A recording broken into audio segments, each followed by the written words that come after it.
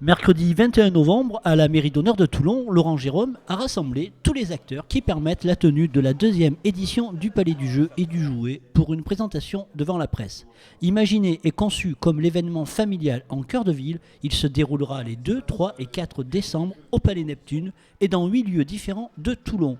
Ludique et festif, cet événement de dimension régionale et nationale vise aussi à stimuler le tourisme toulonnais.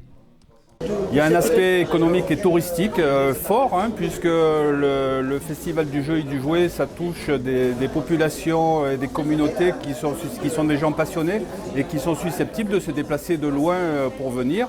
Donc c'est vrai qu'après une visite du Festival de Cannes, qui est quelque chose d'assez énorme au niveau événementiel, il a été décidé de faire quelque chose à Toulon avec l'appui de la ville, bien sûr, pour développer un véritable festival du jeu et du jouet à Toulon.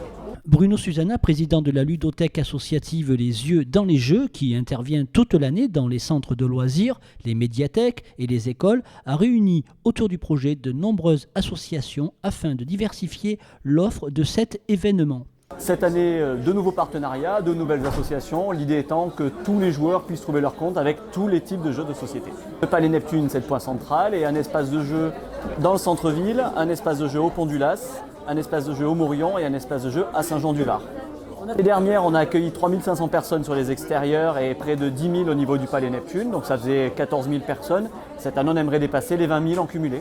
Le réseau Mistral, partenaire du Palais du Jeu et du Jouet, vous propose d'utiliser les transports en commun pour profiter de tous les espaces en toute tranquillité. Ce que je vous propose, c'est d'y aller en bus et en bateau-bus. En fait, nous avons mis en place un titre combiné à tarification réduite.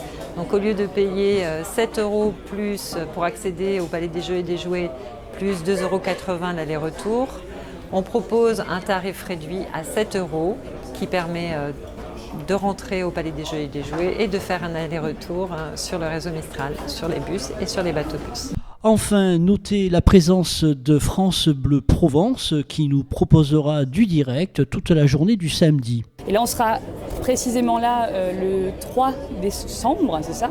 C'est un samedi, pour que tout au long en fait, de la journée, en plein cœur du Palais du Jouet, on puisse suivre de 10h à 19h avec des points court mais régulier tout au long de la journée, ce qu'on appelle un fil rouge dans le milieu radiophonique, qu'on puisse rencontrer tour à tour des intervenants en direct sur l'antenne pour suivre vraiment une journée dans la peau des acteurs du jeu, dans la peau évidemment des joueurs aussi, des jeux vidéo, des créateurs de jeux qu'on a entendus là. Ça va être un programme très riche. Ville de Toulon vous présente le Palais du Jeu et du Jouet, 2e édition, l'événement qui s'empare de la ville le temps d'un week-end de 3 jours. En famille ou entre amis, petits ou grands, êtes-vous plutôt Lego ou Nintendo, F1 ou carte à pédale, cinéma à 360 degrés ou web-série, jeux de société ou jeux vidéo, train électrique ou Segway, Monopoly ou chasse au trésor, jeux de stratégie ou expérience sportive, loisirs créatifs ou manga.